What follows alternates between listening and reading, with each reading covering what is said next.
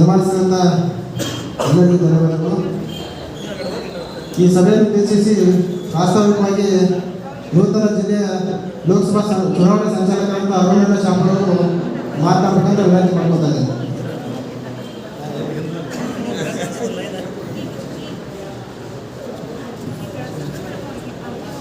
ಎಲ್ರಿಗೂ ನಮಸ್ಕಾರಗಳು. ಇಂದಿನ ಈ ಒಂದು ವಿಶೇಷ ಕಾರ್ಯಕರ್ತರ ಸಭೆಯಲ್ಲಿ ಉಪಸ್ಥಿತರಿದ್ದು ಘನ ಅಧ್ಯಕ್ಷತೆ ವಹಿಸಿರುವಂತಹ ಭಾರತೀಯ ಜನತಾ ಪಾರ್ಟಿಯ ನಮ್ಮ ಜಿಲ್ಲೆಯ ಅಧ್ಯಕ್ಷ ಆಗಿರುವಂತಹ ಸನ್ಮಾನ್ಯ RS ಪಾಟೀಲ್ ಕುಚ್ಬಾಳ್ ಅವರೇ, ಮಾಜಿ ಕೇಂದ್ರ ಸಚಿವರು, ಸಂಸದರು, ಸುಮಾರು 18 ಖಾತೆಗಳನ್ನು ಕರ್ನಾಟಕ ಸರ್ಕಾರದಲ್ಲಿ ನಿಭಾಯಿಸಿ ನಮ್ಮ ಮಧ್ಯದಲ್ಲಿ ಉಪಸ್ಥಿತರಿರುವಂತಹ ನಮ್ಮ ನಾಯಕರಾಗಿರುವಂತಹ ಸನ್ಮಾನ್ಯ ರಮೇಶ್ ಜಿಗಜಿಣಗಿ ಸಾಹೇಬ್ರೆ,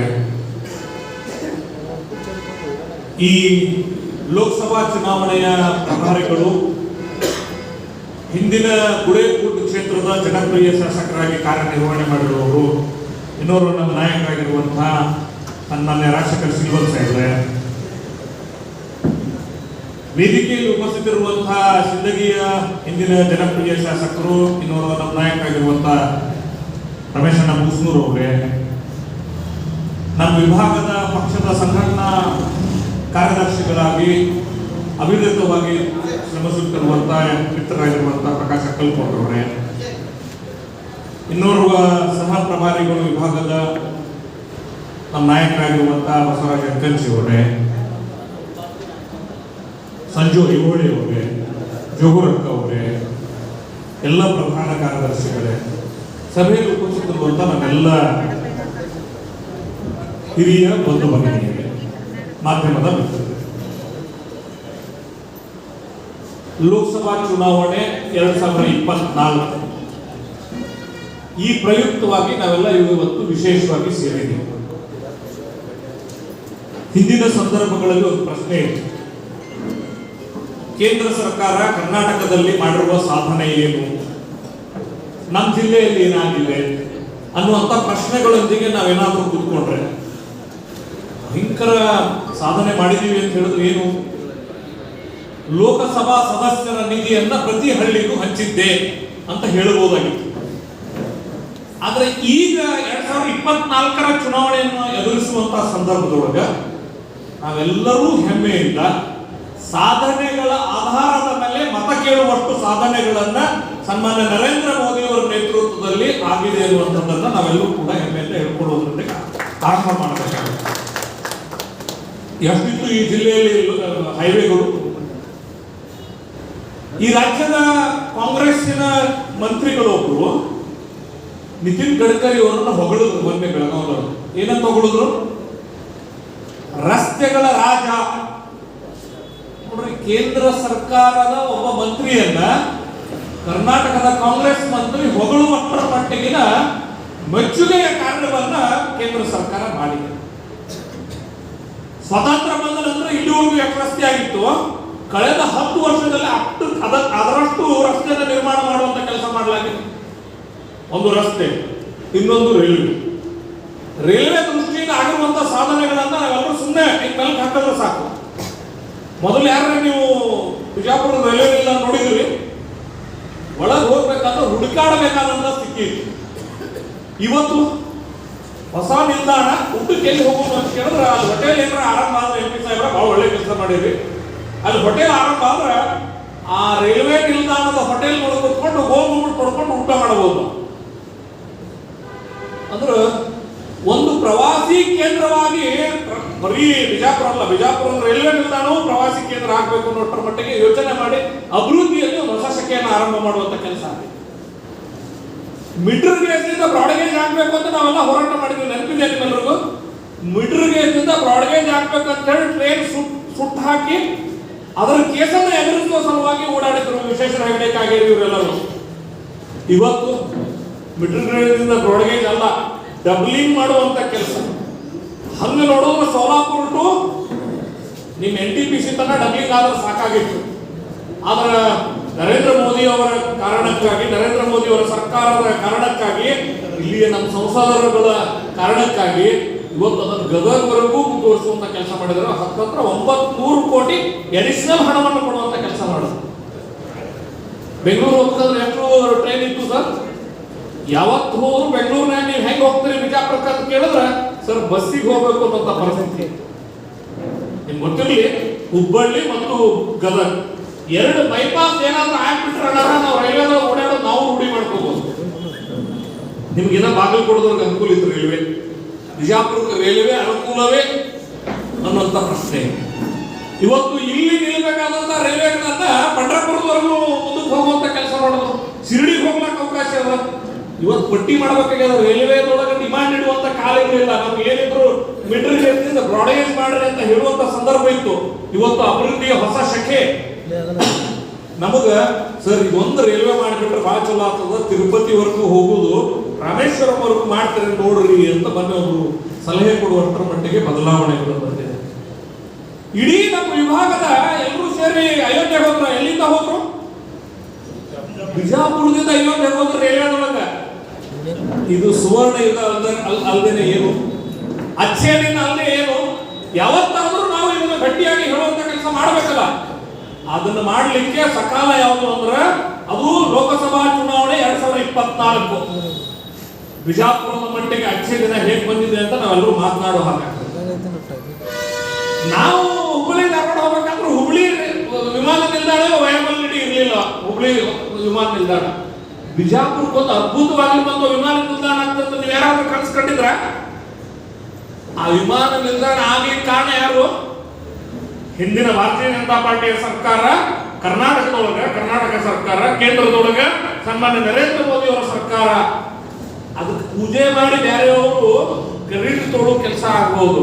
ಅದ್ರ ನಿಜವಾಗ್ಲೂ ಹಣ ಕೊಟ್ಟಿರುತ್ತದೆ ಎಲ್ಲಿಂದ? ಕೇಂದ್ರ ಮತ್ತು ಅವತ್ತಿನ ಭಾರತೀಯ ಜನತಾ ಪಾರ್ಟಿಯ ಸರ್ಕಾರ ಅನ್ನುವಂಥದ್ದು ನಾವೆಲ್ಲರೂ ತಿಳ್ಕೊಳ್ಳುತ್ತೇವೆ. ಇಡೀ ಬಿಜಾಪುರ ಜಿಲ್ಲೆನಲ್ಲಿ ಇವತ್ತು ಏನಾದರೂ ಒಂದು ಅಭಿವೃದ್ಧಿಯ ಶಕೆ ಆರಂಭ ಆಗಿತ್ತಂದ್ರೆ ಭಾರತೀಯ ಜನತಾ ಪಾರ್ಟಿಯ ಕಾರಣಕ್ಕೆ. ಕೆರೆ ನೀರು ತುಂಬುವ ಯೋಜನೆ ಶುರುವಾಗಿದ್ದು ಎಲ್ಲಿಂದ? ನನಗೆ ನೆನಪದ ಸನ್ಮಾನ್ಯ ಈಶ್ವರಪ್ಪನವರು ನೀರಾವರಿ ಸಚಿವರು ಇದ್ರು. ಅವತ್ತು ಕೆರೆ ನೀರು ತುಂಬುವ ಯೋಜನೆಗೆ ಶ್ರೀಕಾರ ಹಾಕಿದ್ರು ಅಂತ ಹೇಳಿ ಕಾಂಗ್ರೆಸ್ಸಿನ ಇಲ್ಲಿಯ ಶಾಸಕರಿದ್ರು. ಅವರು ಅವತ್ತು ಬರೇ ಇವತ್ತು ಬಹಳ ವರಿಷ್ಠ ಮಂತ್ರಿ ಆಗಿದ್ದಾರೆ, ಹೆಸರು ತಗೊಳಕ್ ಇಷ್ಟಪಡಲ್ಲ. ನಾನು ಸನ್ಮಾನ್ಯ ಈಶ್ವರಪ್ಪ ಬೆಳ್ಳಿ ಬಂಗಾರದ ಕಿರೀಟ ಹಾಕ್ತೀನಿ ಅಂತ ಹೇಳಿರೋ ಸ್ಟೇಟ್ಮೆಂಟ್ ನನ್ನ ಹತ್ರ ಬೇಕಾದ್ರೆ ನಾ ಕೊಡ್ಲಾಕ್ ತಯಾರಿದ್ದೀನಿ. ಈಶ್ವರಪ್ಪನವ್ರ ಮನಸ್ಸು ಮಾಡೋದು ಅಂತ ಹೇಳಿ ಬಿಜಾಪುರ ಜಿಲ್ಲಾದೊಳಗ ಕೆರೆ ನೀರು ತುಂಬುವ ಯೋಜನೆ ಆಗಿದೆ ಅನ್ನೋದು ಇವತ್ತು ಪ್ರತಿಕ್ರಿಯೆ ಕೇಳ್ತಿದ್ದೀವಿ. ಆದ್ರೆ ಹೇಳ್ತಿದೀವ ನಿಜವಾದಂತ ಭಗೀರಥ ಯಾರಾಗಬೇಕು? ಈಶ್ವರಪ್ಪ ಆಗ್ಬೇಕು. ಶಿವಮೊಗ್ಗದಿಂದ ಬಿಜಾಪುರಕ್ಕೆ ಬಂದು ಕೆರೆ ತುಂಬುವ ಯೋಜನೆಗೆ ಶ್ರೀಕಾರ ಹಾಕಿರುವಂತದ್ದು ಅವತ್ತಿನ ಭಾರತೀಯ ಜನತಾ ಪಾರ್ಟಿಯ ಸರ್ಕಾರ, ಅವತ್ತಿನ ಈಶ್ವರಪ್ಪ ಅನ್ನೋದನ್ನು ನಾವೆಲ್ಲರೂ ಹೆಮ್ಮೆ ಹೇಳ್ಕೊಳ್ತೇವೆ. ಬಂಧುಗಳೇ, ನಮ್ಮೆಲ್ಲರಿಗೂ ಗೊತ್ತಿದೆ ಸನ್ಮಾನ್ಯ ಅಟಲ್ ಬಿಹಾರಿ ವಾಜಪೇಯಿ ಅಂತ ಮುತ್ಸದಿ ಪ್ರಧಾನಮಂತ್ರಿ ಸ್ವತಂತ್ರ ಪತ್ರ ಕಂಡಿಲ್ಲ ಅಂತ ಹೇಳುವಂತ ಸ್ಥಿತಿ ಇತ್ತು. ಅವತ್ತು ಸುವರ್ಣ ಚತುಷ್ಪಥ ಯೋಜನೆ ಇರಬಹುದು, ಗ್ರಾಮ ಸಡಕ್ ಯೋಜನೆ ಇರಬಹುದು, ಜನಸಾಮಾನ್ಯರಿಗೆ ಬೇಕಾಗಿರುವಂತ ಅತ್ಯಂತ ಅದ್ಭುತವಾಗಿರುವಂತಹ ಯೋಜನೆಗಳ ಕೊಟ್ಟಂದ್ರೂ ಸೋಲ್ಬೇಕಾಗಿ ಬಂತು. ಯಾಕೆ ಬಂತು? ನಾವು ಸರಿಯಾಗಿ ನಮ್ಮ ಸಾಧನೆಗಳನ್ನ ಜನಸಾಮಾನ್ಯರವರೆಗೂ ತಲುಪಿಸ್ಲಿಕ್ಕೆ ಆಗಲಿಲ್ಲ ಅನ್ನೋ ಕಾರಣಕ್ಕಾಗಿ. ಅವತ್ತು ಸನ್ಮಾನ್ಯ ಸಂಪರ್ಕ ಸಚಿವರು ಯಾರು? ಟೆಲಿಫೋನ್ ಸಚಿವರು ಯಾರಿದ್ರು? ಪ್ರಮೋದ್ ಮಹಾಜನ್. ಪ್ರಮೋದ್ ಮಹಾಜನ್ ಟೆಲಿಫೋನ್ ಸಚಿವರಾಗಿ ಸಾಧಿಸಿರುವಂತ ಸಾಧನೆ ಎಂತದ್ದು? ನೀವು ನೆನಪಿರ್ಬೋದು, ಭಿಕ್ಷುಕರು ಕೂತಿರ್ತಾರ ದೇವಸ್ಥಾನದ ಎದುರುಗಡೆ. ಮೊದಲನೇ ಭಿಕ್ಷುಕ ಕೊಟ್ಟ ಕಡೆಯ ಭಿಕ್ಷುಕ ಫೋನ್ ಮಾಡ್ತಾನೆ, ಈಗೇನ್ ಗುಡಿಯಿಂದ ಬಂದಲ್ಲ ಅವ ನನಗೆ 5 ರೂಪಾಯಿ ಭಿಕ್ಷೆ ಹಾಕ್ಯಾನ, ನೀನು 5 ರೂಪಾಯಿ ಡಿಮ್ಯಾಂಡ್ ಇಡಬಹುದು ಅಂದ್ರೆ ಟೆಲಿಫೋನ್ ಕ್ರಾಂತಿ ಅನ್ನೋದು ಯಾವ ಮಟ್ಟದಲ್ಲಿ ಆಗಿದೆ ಅನ್ನೋದಕ್ಕೆ ಒಂದು ಉದಾಹರಣೆ. ಭಿಕ್ಷುಕರು ಕೂಡ ಇವತ್ತು ಮೊಬೈಲ್ ಬಳಸಬಹುದು ಅನ್ನೋ ಕಲ್ಪನೆ ಏನಾದ್ರು ಬಂದಿದ್ರೆ ಪ್ರಮೋದ್ ಮಹಾಜನರ ಕಾಲದೊಳಗ ನಾವು ಹೇಳ್ಕೊಳ್ತಿದೀವ. ಅವತ್ತು ಹೇಳ್ಕೊಳ್ಳಿಲ್ಲ ಅನ್ನೋ ಕಾರಣಕ್ಕಾಗಿ ವಾಜಪೇಯಿ ಅಂತ ಮುತ್ಸದ್ದಿ ಇನ್ನೊಂದು ಬಾರಿ ಪ್ರಧಾನಮಂತ್ರಿ ಆಗೋದನ್ನ NDA ಅವಧಿ ಇನ್ನೊಮ್ಮೆ ರಿನ್ಯೂವಲ್ ಆಗೋದನ್ನ ನಾವು ತಪ್ಪಿಸ್ಕೊಂಡಿದ್ವಿ. ಬಂಧುಗಳೇ, ಇವತ್ತು ಆಗಿರುವಂತ ಕಾರ್ಯ ಇಡೀ ಜಗತ್ತೇ ಭಾರತ ಜಗದ್ಗುರು ಆಗ್ತದೆ ಅನ್ನೋದ್ರ ಮಟ್ಟಿಗೆ ಅಭಿವೃದ್ಧಿ ಕೆಲಸ ಆಗ್ತಿರ್ಬೇಕಾದ್ರೆ ನಾವುಗಳು ಎಷ್ಟು ಆತ್ಮವಿಶ್ವಾಸದಿಂದ ಈ ಕಾರ್ಯಗಳನ್ನ ನಾವು ಹೇಳ್ತಿದೀವಿ ಜನರ ಮಧ್ಯದಲ್ಲಿ ಅನ್ನೋದು ಬಹಳ. ನಾವೆಲ್ಲಿ ಹೋಗ್ತೇವೆ ಅಚ್ಚನ್ನ ಹೆಂಗ್ ಬಂತು ಅನ್ನೋದನ್ನ ಹೇಳ್ಬೇಕಾಗ್ತದೆ. ಎಷ್ಟಿತ್ತು ಇನ್ಕಮ್ ಟ್ಯಾಕ್ಸ್ ಬೇಸ್, ಎಷ್ಟಿತ್ತು GST ಬೇಸ್, ಯಾವ ರೀತಿ ಈ ದೇಶದ ಆದಾಯವನ್ನ ಬಹಳ ದೊಡ್ಡ ಪ್ರಮಾಣದಲ್ಲಿ ಬದಲಿಸಿದ್ರು, ಮೇಕ್ ಇನ್ ಇಂಡಿಯಾದಿಂದ ಆರಂಭಿಸಿ ಹೇಗೆ ಈ ದೇಶದ ಅರ್ಥವ್ಯವಸ್ಥೆಯನ್ನ ಬಲಪಡಿಸುವಂತ ಕೆಲಸ ಮಾಡೋದು ಅನ್ನುವಂಥದ್ದು. ಇದೆಲ್ಲ ಮಾಡಬೇಕಾದ್ರೆ ನಾವು ಅಧ್ಯಯನ ಮಾಡಬೇಕಾಗ್ತದೆ. ನಾವು ಹೆಚ್ಚು ಇದನ್ನು ತಿಳ್ಕೊಳ್ಬೇಕಾಗುತ್ತೆ. ನಿಮ್ಮೆಲ್ಲರಲ್ಲಿ ಕೈ ಮುಗಿದು ವಿನಂತಿ ಮಾಡಿಕೊಳ್ತೇನೆ.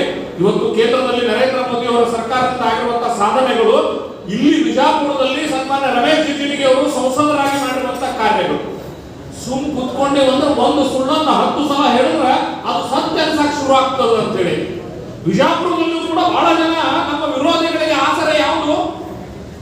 ಒಂದೇ ಸುಳ್ಳನ್ನು 10 ಸಲ ಹೇಳುವಂತದ್ದೇ ಆಸರೆ. ಅದು ಸಿದ್ದರಾಮಯ್ಯನವರಿಗಿರ್ಬೋದು, ಬಿಜಾಪುರ ಜಿಲ್ಲೆ ಕಾಂಗ್ರೆಸ್ ನಾಯಕರಿಗಿರ್ಬೋದು, ಸುಳ್ಳೇ ಅವರಿಗಿರುವ ಆಸರೆ. ಹಿಂಗಾಗಿ ಸುಳ್ಳನ್ನ ಹೇಳ್ತಾ ಹೋಗ್ತಾರೆ. ಹಂಗಾದ್ರೆ ನಾವೇನ್ ಮಾಡಬೇಕು? ಸತ್ಯವನ್ನು ಹೇಳಬೇಕಾದಂತ ಅಗತ್ಯತೆ ಇದೆ. 2024ರ ಚುನಾವಣೆಯಲ್ಲಿ ಎಷ್ಟು ಟ್ರೇನ್ ಇದ್ದು ಎಷ್ಟು ಟ್ರೇನ್ ಇವತ್ತು ಓಡಾಡ್ತಾವ ಅನ್ನೋದ್ರಿಂದ ಹಿಡಿದು ಯಾವ ರೀತಿ NTPC ಬರೋದ್ರ ಮೂಲಕ ಬಿಜಾಪುರ ಜಿಲ್ಲೆ ಒಳಗ ಇವತ್ತು ಕೆರೆಗಿರುವ ತುಂಬಾ ಯೋಜನೆಗೆ ವಿದ್ಯುತ್ ಎಲ್ಲಿಂದ? ಮೊನ್ನೆ ಬೆಳ್ಳೂರಿಯವರು ಬಾಯಾಗಿದ್ರು, ಏನ್ರಿ NTPC ತರಬೇಕಾದ್ರೆ ಎಷ್ಟು ಮಂದಿ ವಿರೋಧ ಮಾಡಿದ್ರು.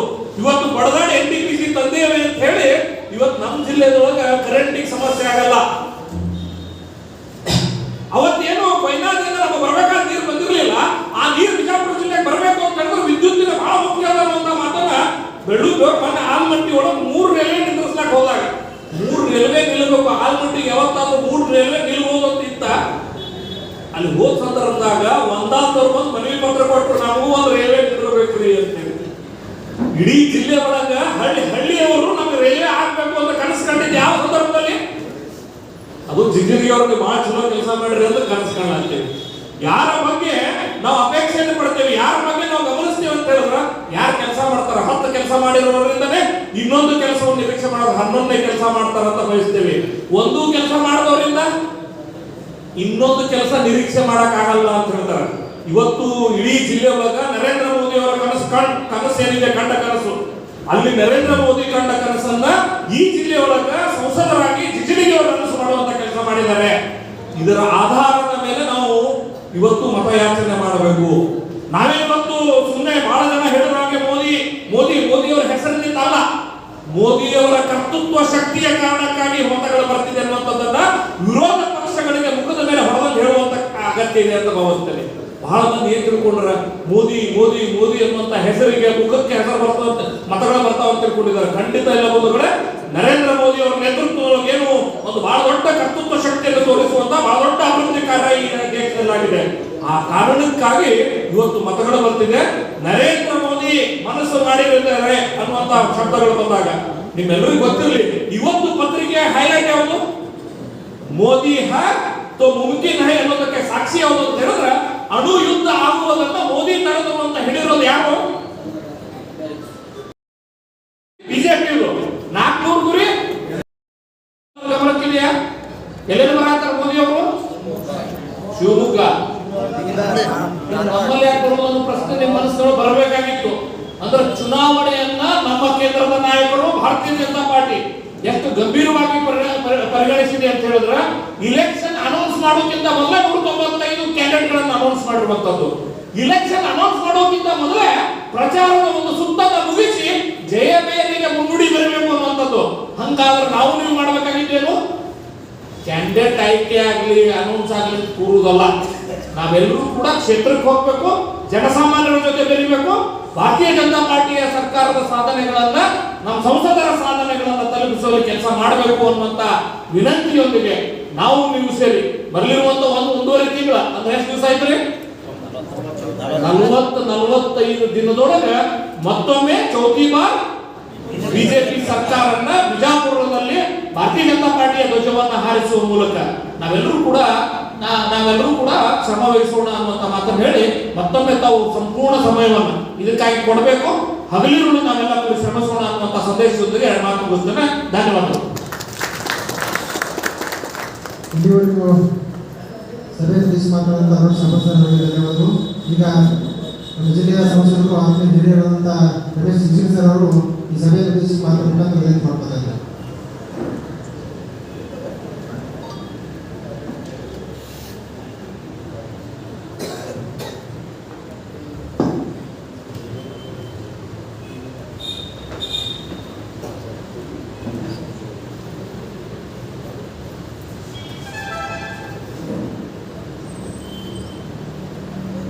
बोलो भारत माता ಕಿ ಮೊಟ್ಟ ಮೊದಲು ಈ ಊರ ದೇವತೆಗೆ ವಂದಿಸಿ ಈ ಕಾರ್ಯಕ್ರಮದಲ್ಲಿ ಭಾಗಿಯಾಗಿರ್ತಕ್ಕಂಥ ಎಲ್ಲ ನನ್ನ ಪಕ್ಷದ ಅಧ್ಯಕ್ಷರು ಪದಾಧಿಕಾರಿಗಳು ಎಲ್ಲ ನನ್ನ ಮಿತ್ರರು ಆಮೇಲೆ ಬಾಗಲಕೋಟೆ ಜಿಲ್ಲೆಯಿಂದ ಬಂದಿರತಕ್ಕಂಥ ನನ್ನ ಹಿರಿಯ ಸಹೋದರರು ಅವರೆಲ್ಲರೂ ಕೂಡ ನಾವು ಬಂದಿದ್ದೇವೆ. ಭಾಳ ಸಂತೋಷ.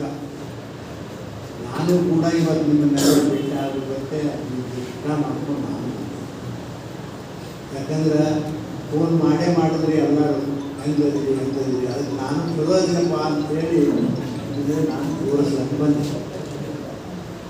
ಸಹೋದರ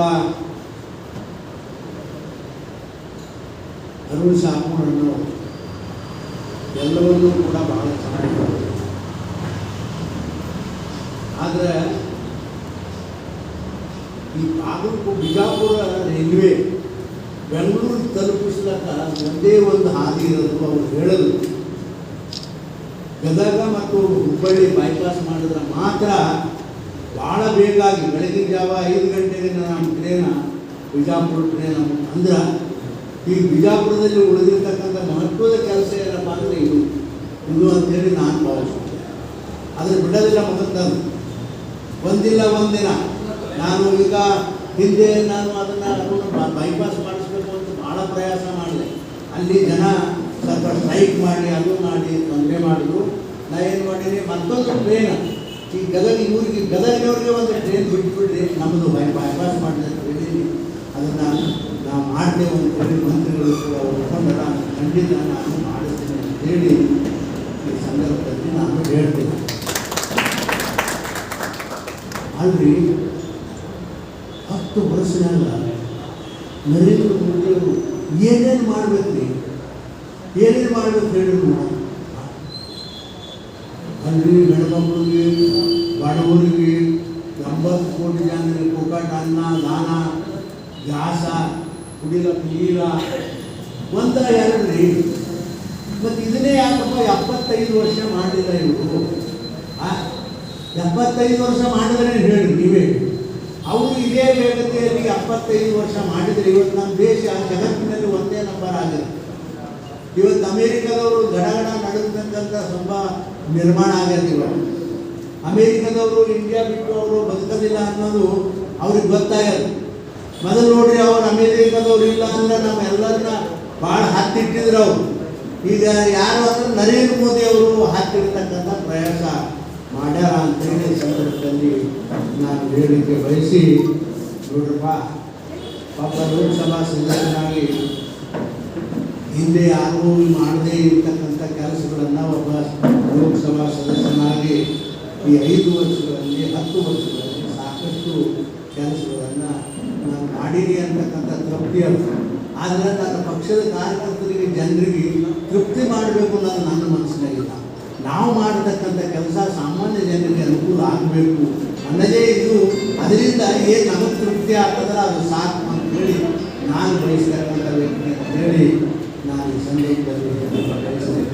ಇವತ್ತು ನೋಡಿ ಅವ್ರಿಗೆ ಎಂಟಿನ ವಿಷಯ ಆಗಿರ್ಬೋದು.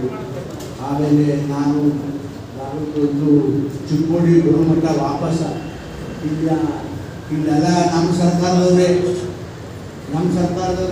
ಅಲ್ಲಿ ಏರ್ಪೋರ್ಟ್ ಮಾಡಬೇಕು ಅಂತೇಳಿ ಪೂಜೆ ಮಾಡಿದ್ದೀವಿ. ಆದರೂ 10 ವರ್ಷ ನಾನು ಹಳ್ಳಿ ಹೋಗ್ತಾನ ಒಂದು ದಿನ ಅದು ಏರ್ಪೋರ್ಟ್ ಬಗ್ಗೆ ಒಬ್ಬರು ವಿಚಾರ ಮಾಡಲಿಲ್ಲ. ನಾನು ಬಂದ ಮೇಲೆ ಹೊಡೆದಾಟ ಮಾಡಿ ಮಾಡಿ ಮಾಡಿ ಎಲ್ಲರ ಕೂಡಿ ಹೊಡೆದಾಟ, ನಾವು ಗೌಪ್ಯವಾಗಿ ಹೊಡೆದಾಟ, ನಮ್ಮ ಹೊಡೆದಾಟ ಗೊತ್ತಾಗೋದಿಲ್ಲ. ಅವತ್ತು ನಕ್ಕಿಲಿ ನಮ್ಮ ಕಾರವಾರ ಸಾಹೇಬರು ಕ್ರೀಡಾಪಟು ಮಂತ್ರಿ ಇದ್ರು, ಕೊಡ್ತೇ ಇಲ್ಲೋ ನೀವು 200 ರೂಪಾಯಿ ನಾನು ಏರ್ಪೋರ್ಟ್ ಅಂದಾಗ ಆಯ್ತು ಮರ ನಾಳೆಗೆ ಕೊಡ್ತೀನಿ ಅಂತೇಳಿ ಕಾರವಾರ ಸಾಹೇಬರು ಮಾಡಿಕೊಟ್ರು. ಇವತ್ತು ನಾನು ಏರ್ಪೋರ್ಟ್ ಆಗ ಅದನ್ನೇನಂದ್ರೆ ಮಾಡಿ ಜಲ್ದಿ ಮಾಡ್ಬೇಕಂದ್ರೆ ಈ ಇಲೆಕ್ಷನ್ ಥರ ಪಕ್ಕಿ ಹಾಕೊಂಡು ಇರೋ ಪ್ರಯಾಸ ನಡೆಸ್ಯಾರ. ಆದರೂ ಕೂಡ ನಾನು ಪ್ರಯತ್ನ ಮಾಡಕತ್ತೀನಿ. ಈ 15 ದಿವಸ ಒಳಗಾಗಿಯೇ ಇದನ್ನು ಏನಾರ ಮಾಡಿ ಏರ್ಪೋರ್ಟ್ ಒಬ್ಬರಿಗೆ ಮಾಡೋಣ ಅಂತಕ್ಕಂಥ ಪ್ರಯಾಸ ನಮ್ಮ ಮನಸ್ಸಿನಲ್ಲಿ ಹೇಳಿ ಒಂದಲ್ಲ ಎರಡಲ್ಲ ಸಾಕಷ್ಟು ನಮ್ಮ ಸರ್ಕಾರದಲ್ಲಿ 10 ವರ್ಷದಲ್ಲಿ ಹಿಂದೆಂದೂ ಆಗದೇ ಇರತಕ್ಕಂಥ ಕೆಲಸ ಈ ದೇಶದಲ್ಲಿ ಪ್ರತಿಯೊಂದು ಕ್ಷೇತ್ರದಲ್ಲಿ ಬರೀ ಬಿಜಾಪುರ ಒಂದೇ ಅಲ್ಲ, ಪ್ರತಿಯೊಂದು ಕ್ಷೇತ್ರದಲ್ಲಿ, ಪ್ರತಿಯೊಂದು ಜಿಲ್ಲೆಯಲ್ಲಿ, ಇಡೀ ರಾಜ್ಯದ ತುಂಬ, ಇಡೀ ದೇಶದ ತುಂಬ ಎಲ್ಲ ಕಡೆಗೂ ಕೂಡ ಸಾಕಷ್ಟು ಅಭಿವೃದ್ಧಿಯ ಕೆಲಸಗಳನ್ನು ಆಗ್ಯಾವ ಅಂತಕ್ಕಂಥ ಮಾತುಗಳನ್ನು ಅತ್ಯಂತ ಸಂತೋಷದಿಂದ ಈ ಸಂದರ್ಭದಲ್ಲಿ ನಾನು ಹೇಳಿ, ನೀವು ಹೇಳಿದ್ರಿ BJP 275 ಸೀಟ್ ಬರ್ತಾವೆ, ನಮ್ಮ ಎಲ್ಲ ಕಡೆ 375 ಬರ್ತಾವೆ ಅಂತ ಹೇಳಿದ್ರು. ಆದರೆ ನಮ್ಮ ಅಂಕಿನೇ ಬೇರೆ ಅದು 375 ಇಲ್ಲ, ಅದು ಮಗನ ಹೋಗಿ 400 ದಾಟಿದ್ರೆ ದಾಟ್ತೆ.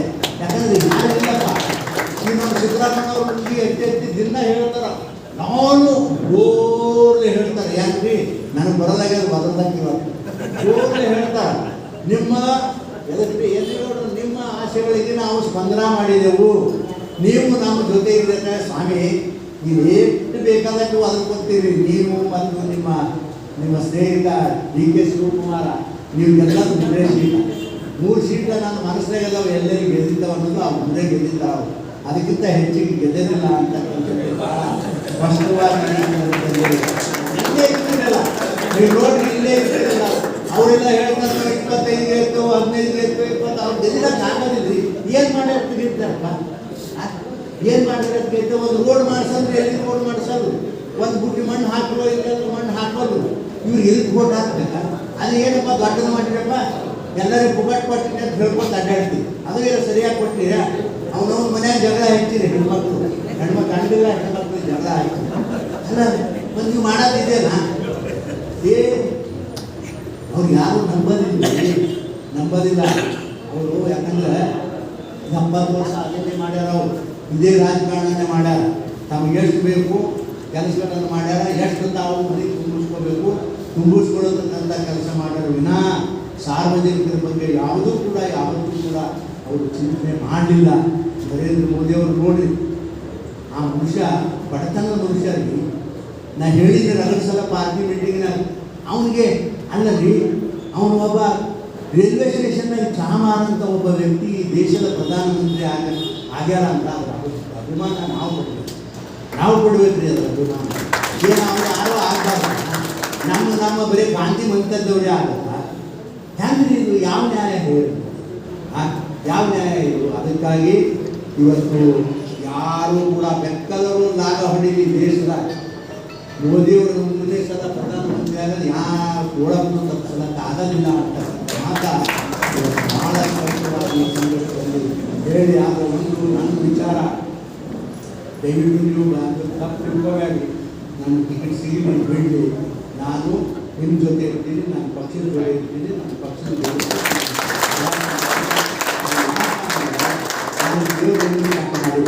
45 ವರ್ಷ ರಾಜಕಾರಣ ಮಾಡೋದು ಕೂಡ ನನಗೆ ಅದು ಗೊತ್ತಿಲ್ಲ. ನಾವೆಲ್ಲಿಗೂ ಕೂಡ ಅನ್ವಯ ಒಟ್ಟಿಲ್ಲ. ಅದೆಲ್ಲ ನ್ಯಾಯ ದೇವರು ನ್ಯಾಯ ಮಾಡ್ತಾರೆ. ಅದಕ್ಕಾಗಿ ನಾನು ಯಾವತ್ತೂ ತಲೆಬಿಡಿಸ್ಕೊಳ್ಳೋ. ನಾನು ಮೊನ್ನೆನೂ ಕೂಡ ಡೆಲ್ಲಿಯಿಂದ ಫೋನ್ ಮಾಡಿದ್ರು, ಹ್ಯಾಂಗೆ ಮಾಡೋದು ಅಂತ. ನೀವು ತಿಳಿದು ಮಾಡಿರಿ ಅಂತ ಹೇಳಿಲ್ಲ, ನನಗೆ ಟಿಕೆಟ್ ಕೊಡ್ರಿ ಅಂತ ಹೇಳಿಲ್ಲ. ನೀವು ಗಂಡಸ ಯಾರು ಕೇಳ್ತಾ ನಾವು ಟಿಕೆಟ್ ಕೊಡ್ರಿ, ನನಗೆ ಬೇಕು ಅಂತ ನಾನು ಹೇಳಿದ್ರೆ ಇಚ್ಛೆ ಇದ್ರೆ ಕೊಡ್ರಿ, ವಲ್ಲ ನಾನು ಪಕ್ಷದ ಕೆಲಸ ಮಾಡ್ತೀನಿ ಅಂತ ಮಾತು ಭಾಳ ಸ್ಪಷ್ಟವಾಗಿ ಹೇಳಿದ್ದೀನಿ. ಅದಕ್ಕೆ ದಯವಿಟ್ಟು ತಾವೆಲ್ಲರೂ ಅದನ್ನೇ ಕೂಡ ನಾವು ಮನಸ್ಸಿನಲ್ಲೂ ನಮ್ಮ ಸಲುವಾಗಲ್ಲ ಅಥವಾ ನಿಮ್ಮ ಸಲುವಾಗಿ, ಈ ದೇಶದ ಸಲುವಾಗಿ ಮತ್ತೊಂದು ಸಲ ಪ್ರಧಾನಮಂತ್ರಿ ನರೇಂದ್ರ ಮೋದಿ ಅವರು ಆಗಬೇಕಾಗಲ್ಲ. ಇನ್ನೂ ಅಭಿವೃದ್ಧಿ ಕೆಲಸ ಈ ದೇಶದಲ್ಲಿ ಆಗಬೇಕು. ಆದರೆ ನಮ್ಮ ಜಿಲ್ಲೆಯಲ್ಲೂ ಕೂಡ ಈಗ ನಾವೆಲ್ಲ ತಿಳ್ಕೊಂಡಿದ್ದೆವು, ಭಾಳ ಕೆಲಸಗಳು ಆಗ್ಯಾವ ಇಲ್ಲ ಅಂತಲ್ಲ. ಒಂದು ಬರೀ ನ್ಯಾಷನಲ್ ಹೈವೇ ಇತ್ತು, ಇವತ್ತು 7 ನ್ಯಾಷನಲ್ ಹೈವೇ ಬಿಜಾಪುರ ತರ್ತಕ್ಕಂಥ ಪ್ರಯಾಣ ನಾನು ಮಾಡಿದ್ದೀನಿ. 7 ನ್ಯಾಷನಲ್ ಹೈವೇ ರೀ. ನನ್ನ ಮನೆ ಮುಂದೆ ಒಂದು ನ್ಯಾಷನಲ್ ಹೈವೇ, ನಾನು ಊರಿಗೂ ಒಂದು ನ್ಯಾಷನಲ್ ಹೈವೇ. ಎಲ್ಲಿ ಜಗಳ ಮಾಡಿ ಜಗಳ ಅದನ್ನು ತಂದಲ್ಲಿ ಅದು ಆ ಹಿಂದಿನಿಂದ ಏನು ಮಹಾರಾಷ್ಟ್ರದ ಬರ್ತದೆ ತಂದು ಅದು ಇದಕ್ಕೆ ಸೇರಿಸಿದ್ರು. ಎಲ್ಲಿ ಝಳಕಿಗೆ ಮಾರಾಯ ಝಳಕಿಗೆ ಸೇರಿಸಿ ಅದು ಪೂರ ಈಗ ಈ ನ್ಯಾಷನಲ್ ಹೈವೇ ಅಲ್ಲ, ನಡು 400 ಬರ್ತದ, 4 ಬರ್ತದ, 5 ಮೇಲೆ ಹಾಯಿಸಪ್ಪ ಅಂತ ಹೇಳೋದ್ಮೇಲೆ ಅದನ್ನು ಕೂಡ ನಮ್ಮ ಮಂತ್ರಿಗಳು ಮಾಡ್ಯಾರ. ಅದನ್ನು ಬಹುಶಃ 15 ಒಳಗೆ ಪೂಜೆ ಮಾಡಬೇಕು ಅನ್ನೋದದ ಟೆಂಡರ್ ಆಗ್ಯದ, ಎಲ್ಲ ಆಗ್ಯದ, ಬೆನ್ನು ಹತ್ತೀನಿ. ಅದನ್ನು ಕೂಡ ನಾನು ಮಾಡ್ತೀನಿ ಅಂತಕ್ಕಂಥ ಮಾತುಗಳನ್ನು ಹೇಳಿ, ನನಗೇನು ಭಾಳ ತೃಪ್ತಿ ಏನಾಗಿಲ್ಲ, ಕೆಲಸ ಮಾಡೀನಿ ಅಂತಕ್ಕಂಥದ್ದು ನನಗೇನು ತೃಪ್ತಿ ಆಗಿಲ್ಲ. ಇನ್ನೂ ಸಾಧ್ಯ ಆದಷ್ಟು ಅವಕಾಶ ಸಿಗ್ತದೆ, ದೇವರು ಅವಕಾಶ ಕೊಟ್ಟರೆ ನಾನು ಇನ್ನೂ ಕೂಡ ಹೆಚ್ಚಿನ ಕೆಲಸವನ್ನು ನಾನು ಮಾಡ್ತೀನಿ ಅಂತಕ್ಕಂಥ ಮಾತುಗಳನ್ನು ಹೇಳಿ, ಎಲ್ಲಕ್ಕಿಂತ ಮಾತಾ ಒಂದೇ ಹೇಳೋಕ್ಕೆ ನಾನು ಬಯಸ್ತೀನಿ. ನನ್ನ ಜೀವನದಲ್ಲಿ ನಾನು ಕಾರ್ಯಕರ್ತರು ಯಾವತ್ತೂ ಕೂಡ ಮನಸ್ಸು ನೋಯಿಸಿಲ್ಲ, ಅವರು ಯಾವತ್ತೂ ಕೂಡ ನೋಯಿಸಿಲ್ಲ. ನನ್ನ ಸ್ಟೋರಿಗೆ ಅವ್ರ ಶಕ್ತಿನೇ ಒಂದು ನನಗೆ ಬಲ. ಕಾರ್ಯಕರ್ತರು ಇಲ್ಲಾಂದ್ರೆ ಏನು ಮಾಡ್ಲಿಕ್ಕಾಗೋದಿಲ್ಲ ರೀ. ಭಾಳ ಜನ ತಿಳ್ಕೊತಾರೆ, ಅವೇನು ಮಾಡ್ತಾನೆ ಇವೇನು ಮಾಡ್ತಾನೆ ಅಂತ. ಹಂಗೆ ಇರಂಗಿಲ್ಲ. ಕಾರ್ಯಕರ್ತರಿದ್ರೆ ನಮ್ಮ ಜೀವ ರೀ, ರಾಜಕೀಯ ಮಾಡೋದು. ಇಲ್ಲಾಂದ್ರೆ ನಮ್ಗೆ ನಾಯಿ ಜೀವ. ನಾಯಿ ಜೀವ ಯಾರು ಕಾರ್ಯಕರ್ತ ಇಲ್ಲ ಅಂದ್ರೆ ಯಾರು ಕೇಳಂಗಿಲ್ಲ ರೀ. ನಾನು ನಿಜವಾಗಿ ಮಾತ್ರ ತಿಳ್ಕೊಂಡು ಅವ್ರ ಕಾರ್ಯಕರ್ತರ ಬಗ್ಗೆ ಭಾಳ ಚೆನ್ನಾಗಿ ನಾನು ತಿಳ್ಕೊಂಡಿದ್ದಪ್ಪ. ಇವತ್ತಲ್ಲ, ನಾನು ಮೊದಲೇ ಹೆಗ್ಡೆ ಪಟೇಲ್ರಿಂದ ಕಾಲದಿಂದ ಅದನ್ನು ನಾನು ತಿಳ್ಕೊಂಡಿದ್ದೆ. ಅವ್ರು ಅದನ್ನೇ ಮಾತು ನನಗೆ ಪದೇ ಪದೇ ಹೇಳ್ತಿದ್ರು, ರಾಜಕಾರಣದಲ್ಲಿ ನಮ್ಮ ಪಕ್ಷದ ಕಾರ್ಯಕರ್ತರು ಬಿಟ್ಟು ನಮ್ದು ಯಾವುದೂ ರಾಜಕಾರಣ ಇರೋದಿಲ್ಲ, ನಾವು ಎಷ್ಟೇ ಟೀಮ್ ಬಂದ್ರೆ ಅದು ಕೂಡ ನಮ್ಮ ಕಾರ್ಯಕರ್ತರು ಬೇಕು ಅಂತಕ್ಕಂಥ ಮಾತನ್ನು ಹೇಳಿದ್ದು. ಅವರಿಬ್ಬರು ಮಹಾನಾಯಕರು ಅಂತಕ್ಕಂಥ ಮಾತುಗಳನ್ನು ಈ ಸಂದರ್ಭದಲ್ಲಿ ನಾನು ಹೇಳಿ, ಏನೇ ಆಗಲಿ ಅದು ನಮ್ಮ ಪಕ್ಷ ಈ ಕ್ಷೇತ್ರದಲ್ಲಿ ಗೆಲ್ಲಬೇಕು. ನೀವು ಯಾರೇ ಎಲ್ಲರೂ ಕೂಡ ಪಕ್ಷದ ಕೆಲಸ ಮಾಡೋಣ ಅಂತಕ್ಕಂಥ ಮಾತುಗಳನ್ನು ಹೇಳಿ ಈ ಸಂದರ್ಭದಲ್ಲಿ ಹೇಳಿ ನಿಮ್ಮೆಲ್ಲರಿಗೂ ವಂದಿಸಿ ನಾನು ಮಾತು ಮುಗಿಸ್ತೇನೆ.